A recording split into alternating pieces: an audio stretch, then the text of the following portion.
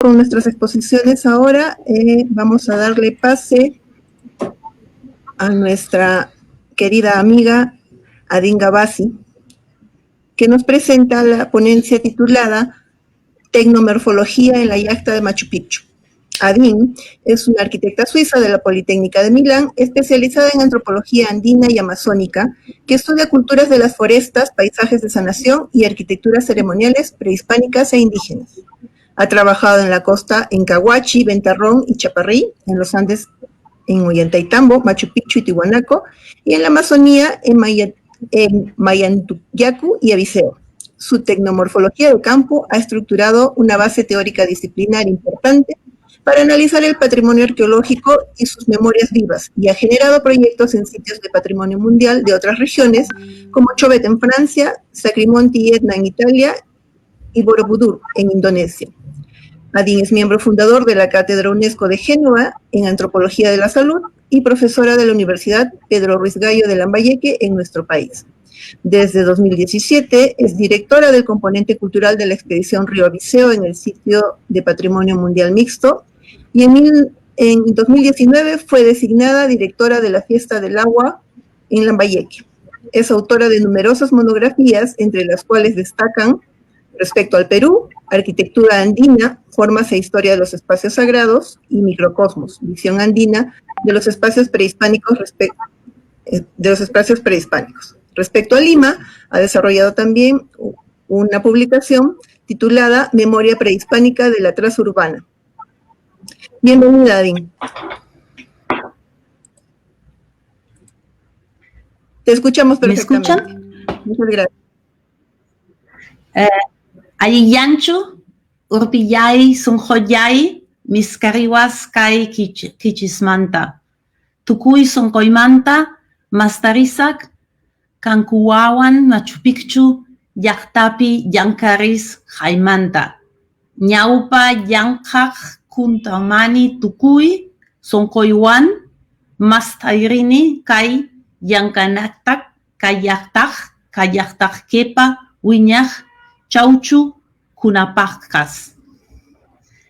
Muy buenos días y gracias por la invitación. Es un privilegio para mí compartir ese tiempo con ustedes, mostrando el trabajo en la yacta de Machu Picchu que quisiera dedicar a los constructores del pasado y a sus herederos de hoy. También me gustaría ser capaz de realizar toda esa ponencia en quechua y un día quizás lo haré, pero por ahora, y sobre todo para la amplitud de la comprensión de todas las redes sociales voy a seguir en castellano. Entonces, empiezo con agradecer la Dirección Desconcentrada de Cusco, la Jefatura de Machu Picchu, y voy a presentar los resultados de nuestro trabajo.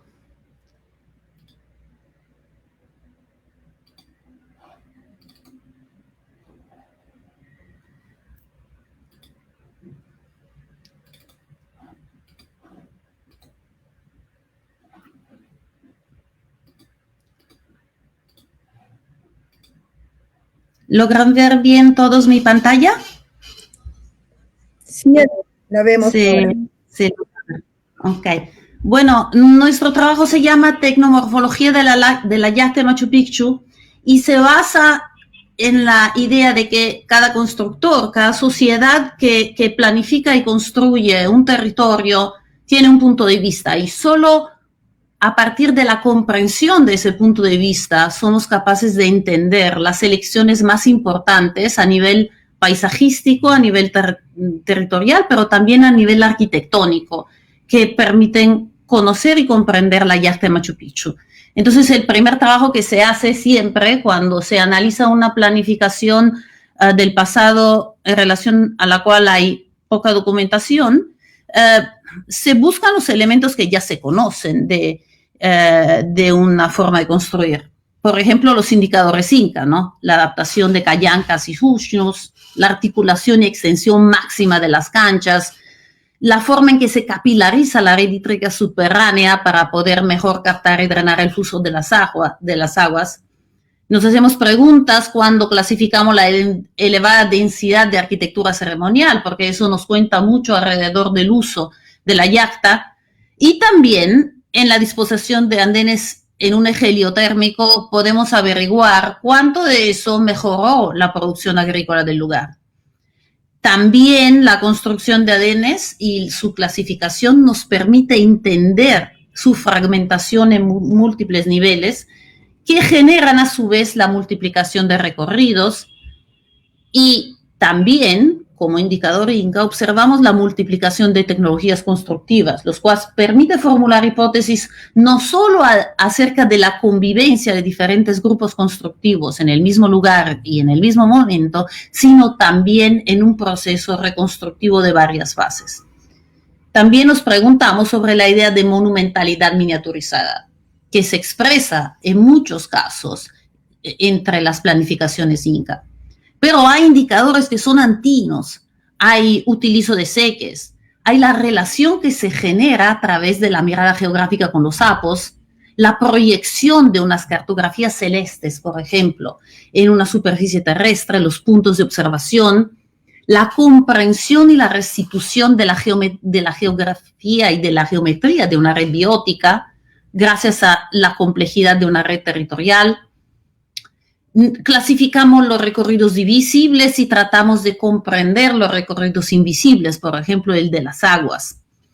Clasificamos los edificios y los conjuntos en dualismo entre Hanan y Hurin, tripartición entre Hanan, Pacha, Caipacha, Ucupacha, y también la cuadripartición, en el caso Tawa, que en el mundo inca es tan importante, ¿no? Y que existe en muchísimas planificaciones prehispánicas. Observamos esas mismas particiones a escalas distintas, como sucede en la aplicación de las geometrías fractales, y también observamos los espacios sagrados más antiguos, porque eso nos hace entender qué relación tuvieron los diferentes centros ceremoniales entre ellos y en qué medida su construcción produjo y modificó la forma de pensar de los constructores de Machu Picchu. Y eso al final se conecta con los espacios sagrados de hoy, porque todos dicen Machu Picchu es un lugar sagrado, ¿no? Pero ¿qué significa que hoy es un lugar sagrado como lo fue hace un tiempo, ¿no? Bueno, ante todo miramos el conjunto de la planificación en relación con el conjunto geográfico.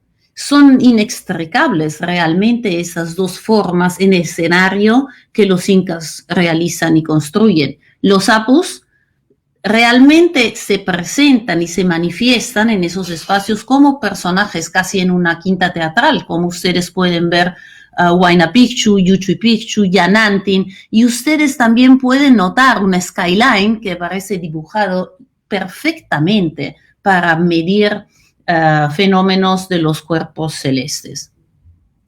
También tratamos de identificar a partir del idioma y de la comprensión originaria cuáles fueron los nombres que caracterizan esas tipologías. Tratamos de entender en qué medida los afloramientos rocosos determinan la forma, el significado y el uso de muchísimos de esos edificios. Tratamos de ver cómo la tridimensionalidad y la bidimensionalidad afectan en el espacio las construcciones y en algunos casos, por ejemplo, las determinan. Es evidente que los afloramientos rocosos originarios forman parte de una comprensión dual de los espacios en los cuales la parte Hurin siempre es una parte más femenina, más vinculada a la tierra, y la parte superior siempre es una parte más vinculada al cielo, al sol, y más abierta a la relación, obviamente, con las misuraciones astronómicas. También tratamos de comprender los fenómenos de transición de formas en las cuales vemos formas de construir donde no se separan netamente lo que según una geometría tradicional occidental se llamaría paralelismo, como ustedes ven en esas líneas arriba, con una forma más serpenteante que vemos hacia abajo. Esa progresiva transición forma parte de un sistema estético diferente en el cual se combina, por ejemplo, en este caso, el movimiento transeúnte de personas a lo largo de un camino con la visión desde lejos, desde un descanso de esa estructura. Buscamos y tratamos de entender cómo el sistema capilar de la red hidráulica determina una forma que obviamente nace en su sistema geológico, pero aprovecha determinadas pendientes para generar canales, plataformas y de ahí construcciones. Tratamos de entender por qué las ventanas son en realidad marcos en el espacio, porque no necesariamente sirven para iluminar, y tratamos también de comprender la jerarquía de los caminos, que muchas veces están hechos para que tú los recorras sin que nadie te vea.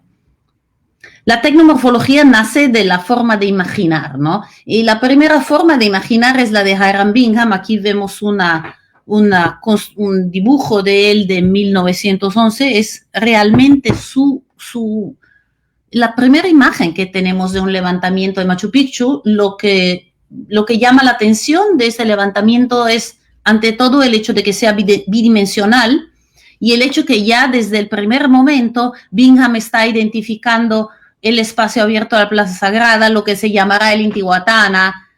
Identifica rápidamente una escalera que se abre en dos hacia abajo, ve las fuentes, entiende que hay algo central que después va a ser el Templo del Sol, pero pocos años después, 2 años después, cuando se realiza la primera publicación alrededor del levantamiento arquitectónico de la Yacta de Machu Picchu, estamos viendo literalmente el mismo punto de vista aplicado en una forma más sistemática, es decir, un punto de vista totalmente bidimensional sobre la planificación. Este punto de vista, naturalmente, nos acompaña hasta un imaginario espacial en el 2005. O sea, las proyecciones bidimensionales que son necesarias en los casos de pequeños cortes se vuelven casi un obstáculo para la comprensión de un lugar que fue comprendido y planificado desde el primer momento a partir de su dimensión volumétrica y tridimensional. Hay que esperar hasta el 2008 para tener una primera imagen representativa tridimensional que añade la sombra y nos hace entender que la diferencia de densidad entre construcciones no se debe al azar, sino se debe clarísimamente a la geomorfología del lugar. Entonces, a partir del 2013 y llegando hasta el 2005, hemos empezado a estructurar una tecnomorfología en Machu Picchu que hemos organizado en 8 puntos. La definición de un área, la clasificación con un registro digitalizado, un levantamiento isométrico directo, seguido por un levantamiento por una estación total, la generación de una nube de punto, que genera a su vez un plano volumétrico digital, un render tridimensional y al final la interpretación de todo eso, ¿no? Aquí, por ejemplo, hemos seleccionado un área que ustedes ven en la parte más azul, en la cual hemos analizado primariamente el proceso constructivo, la elección de los constructores y sus soluciones tipológicas, ¿no?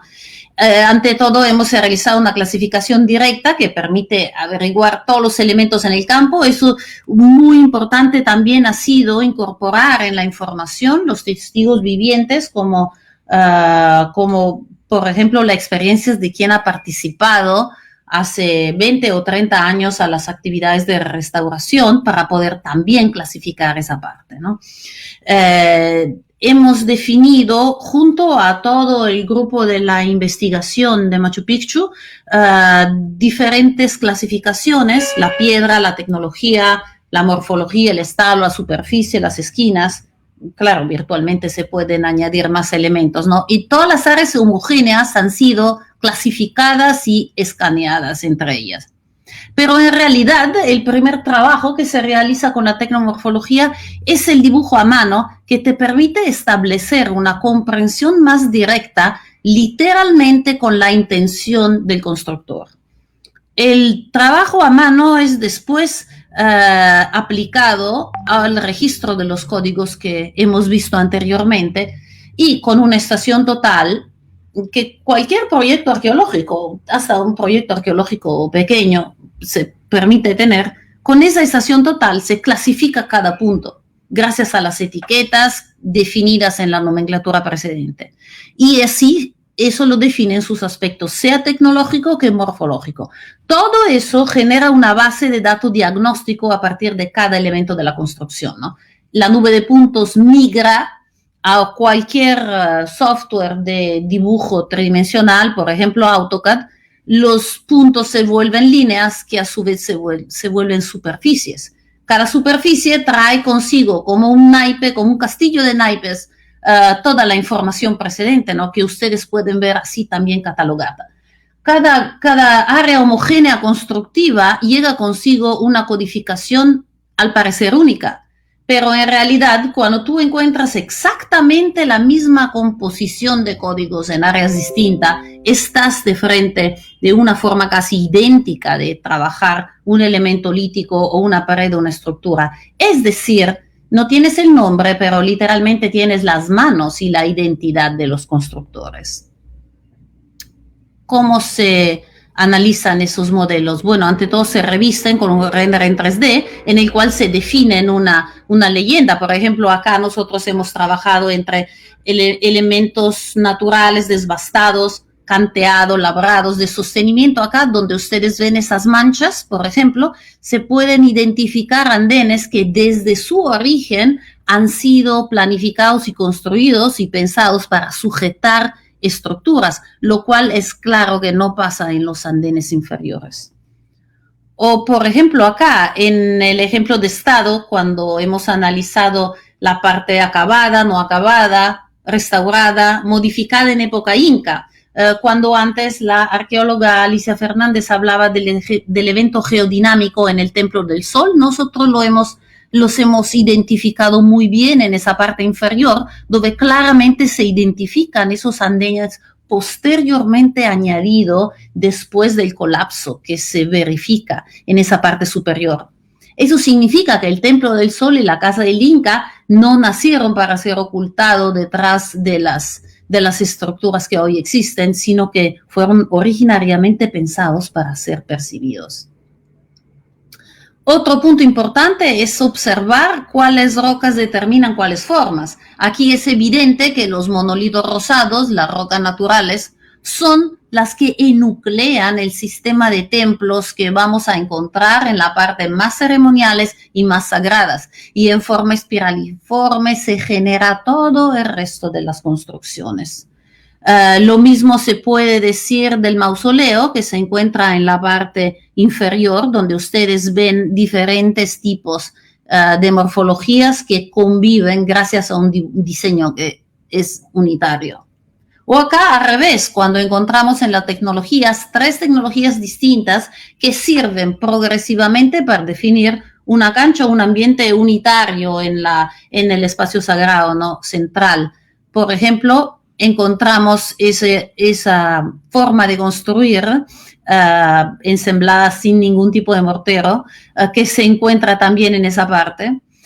Después sustituida por esa forma de construir, después sustituida por esta forma de construir. ¿Qué significa? Significa que a veces un edificio se modifica al lugar durante su proceso constructivo, por los mismos autores. A veces, en cambio, el mismo diseño pasa una generación o es terminado por otros constructores que no alteran su forma, pero sí alteran su tecnología. Un modelo tridimensional de esa clase permite hacer cualquier análisis volumétricas. Por ejemplo, permite comparar los espacios abiertos, acá en amarillo, con las volumetrías interiores y permite también extrapolar índices de habitabilidad. Cuántas personas pueden haber vivido, cuántas personas pueden haber dormido, cuántas personas pueden haberse reunido. Hemos calculado unos 400, 500 residentes y un total de más o menos 1.500 personas que se pueden reunir en los espacios abiertos. El análisis de los recorridos que ustedes ven acá en rojo permite identificar la jerarquía de los movimientos alrededor de los espacios y nos da una clave de lectura muy importante acerca de cómo se usaron los espacios.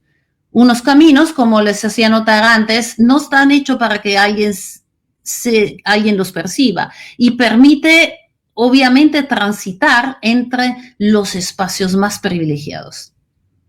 Otra análisis importante es la de los afloramientos rocosos, o sea, en qué medida el afloramiento rocoso determina la visibilidad del escenario y en qué medida unas pequeñas plataformas que claramente no han sido utilizadas para ser construidas para ser cultivadas, sirven para camuflar y mascarar un elemento lítico tan aflorante que aplastaría la percepción de todo el espacio central.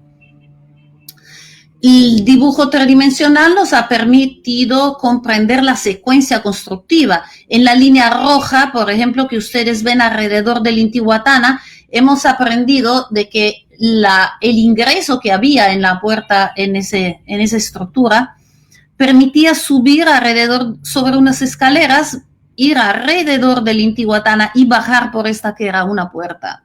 La sucesiva clausura de esos dos ingresos y la modificación hacia ventanas y ventanas con nicho hace que se abra un tercer camino, el camino central, que permite transitar alrededor del montículo y bajar hacia el norte. Eso nos indica muchas cosas acerca del hecho de que el Intihuatana no se usó solamente de una manera. Y otro punto realmente importante es la pregunta, ¿qué sucedió con esa edificación muy probablemente realizada con dos ventanas que la reconstrucción de los años 50 no permite ver? Bueno, recuperando digitalmente su morfología y comparándola con esa estructura que se abre hacia el este, hemos llegado a esta solución. Hemos digitalmente reconstruido la estructura y hemos proyectado unas imágenes de cómo se mueve el sol durante un solsticio de invierno, más o menos a las 7:45 de la mañana, y eso es el resultado. O sea, es evidente que los incas utilizaron muchísimas ventanas como segmentos y superficies de luz en movimiento para poder medir determinadas manifestaciones astronómicas. Otra aplicación de la tecnomorfología es, como hemos visto ya en la lindísima presentación de la arqueóloga Alicia Fernández, en la excavación que ella y Piedad Champion han realizado, es la posibilidad de insertar el modelo digital de su excavación en el edificio que existe todavía. Hoy la excavación está cerrada, pero poder insertar su dibujo tridimensional permite, por ejemplo, hacer un análisis de los suelos. O, por ejemplo, en la excavación que realizó el jefe del parque, el arqueólogo José Bastante, sobre unos andenes en el área agrícola, permite comprender y apreciar los problemas de los eventos geodinámicos que están causando colapsos en las estructuras, y también permite medir volumétricamente la composición de las diferentes capas que forman los andenes, lo cual representa un modelo importantísimo para la comprensión de los procesos de drenajes.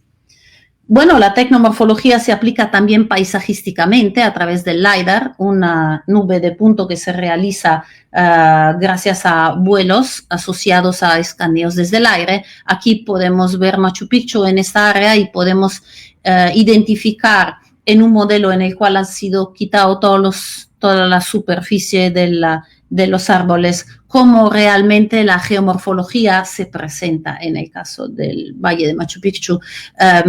Esos modelos son muy útiles porque permiten, por ejemplo, definir fotografías tridimensionales, pero sobre todo nos permiten comprender, gracias al análisis de los parámetros de intensidad, la composición, por ejemplo, del material y de los diferentes tipos de granito con los cuales la yacta fue realizada.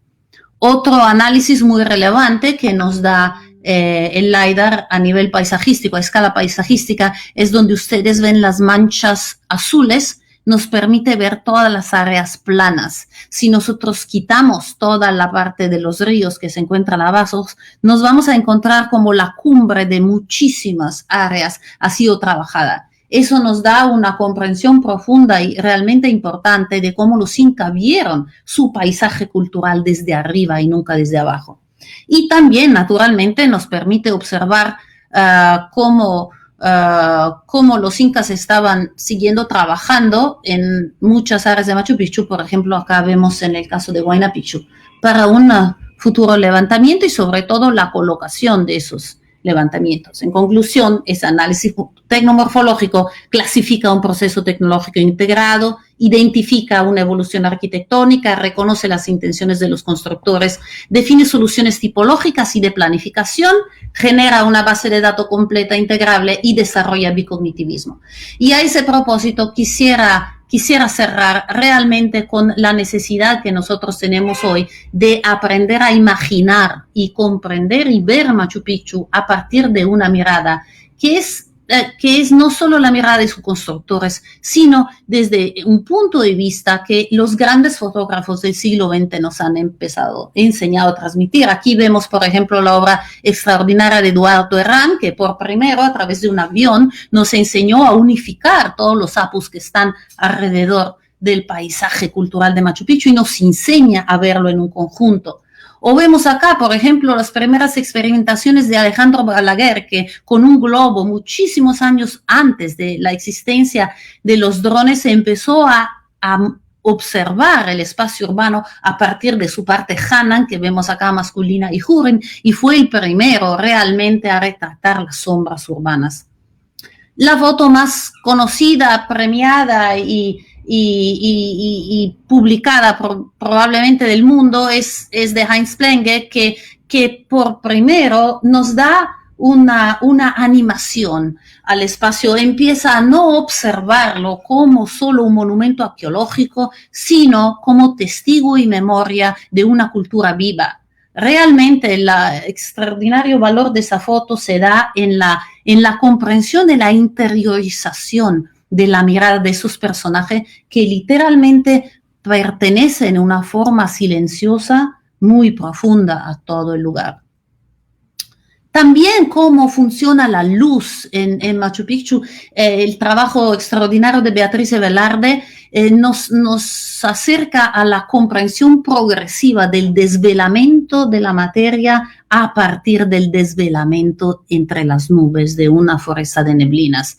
Y el trabajo extraordinario que ha realizado Fernando Astete con la mirada inca. Indudablemente, Fernando Astete ha sido el primero que ha empezado a mirar y reproducir la mirada de los incas en la misma yacta y ha sido un testigo extraordinario de eso, seguido ahora por José Bastante, que es también fotógrafo profesional y por ende nos permite observar la comprensión inca del todo el paisaje, en el cual, por ejemplo, vemos los apus dialogar directamente con las estructuras, con los andenes y con la planificación.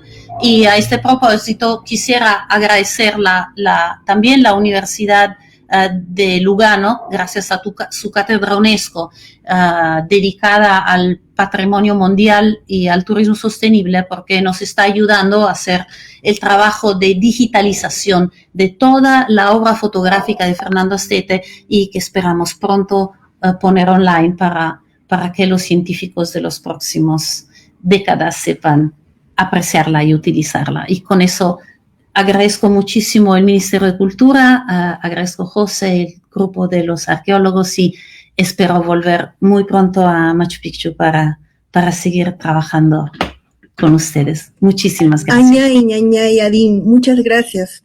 Estamos muy contentos de haber presenciado tu presentación. La tecnomorfología, como hemos visto y comprendido a través de la didáctica presentación de Adin, es una valiosa herramienta para poder documentar y plantear preguntas de investigación, intervenciones de conservación y lanzar retos a la investigación científica. Es por ello que es importante difundirla, difundir tanto en qué consiste esta valiosa herramienta como los resultados que se pueden lograr con su utilización. Bien, sigamos.